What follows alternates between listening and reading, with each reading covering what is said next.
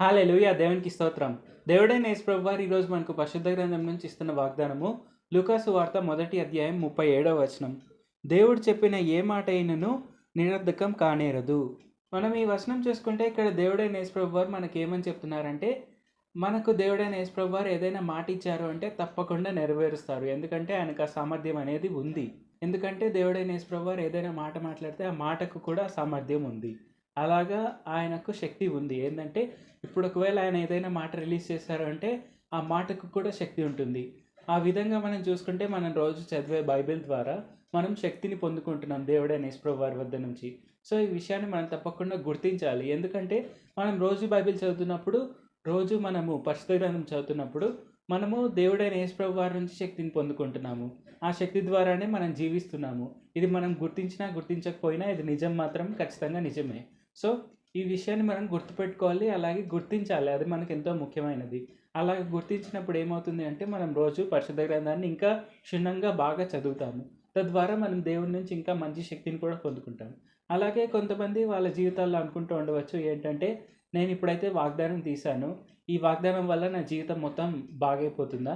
ఈ వాగ్దానం అనేది నిజంగా అంత గ్రేటా?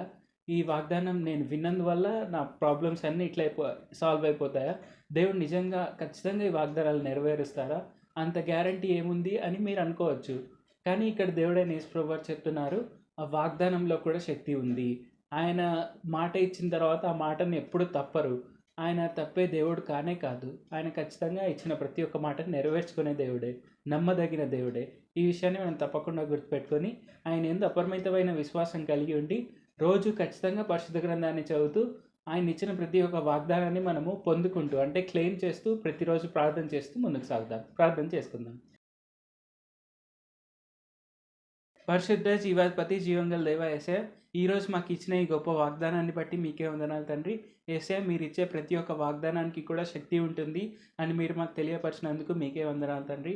ఈ విషయాన్ని మేము తప్పకుండా గుర్తించి మీరు ఇచ్చిన ప్రతి ఒక్క వాగ్దానాన్ని మేము క్లెయిమ్ చేసేందుకు, రోజు పొందుకునేందుకు, ప్రార్థన ద్వారా చేసేందుకు సాయం చేయండి. యేసయ్య, మేము ఖచ్చితంగా మీరు ఇచ్చిన పరిశుద్ధ గ్రంథాన్ని రోజు చదివేందుకు, మీ వద్ద నుంచి దైవశక్తిని పొందేందుకు సాయం చేయండి. తద్వారా ఈ లోకంలో మేము ఘనంగా గొప్పగా జీవించేందుకు సాయం చేయండి. మీకు గొప్ప సాక్షిగా ఈ భూమి మీద జీవిస్తూ ప్రపంచ దేశాలన్నిటికీ ఆశీర్వాదకరంగా ఉంటూ ముందుకు సాగేందుకు సాయం చేయండి. అలాగే ఈ వాక్యం వింటున్న ప్రతి ఒక్కరు కూడా మిమ్మల్నే తమ నిజరక్షకులుగా అంగీకరించి వారు తప్పకుండా రోజు పరిశుద్ధ గ్రంథాన్ని చదువుతూ మీ వద్ద నుంచి దైవశక్తి పొందుకునేందుకు సాయం చేయండి. యేసు నామములో అడుగుచున్నాం తండ్రి. ఆమేన్. Thank you Jesus. దేవుడు మిమ్మల్ని ఆశీర్వదించును గాక.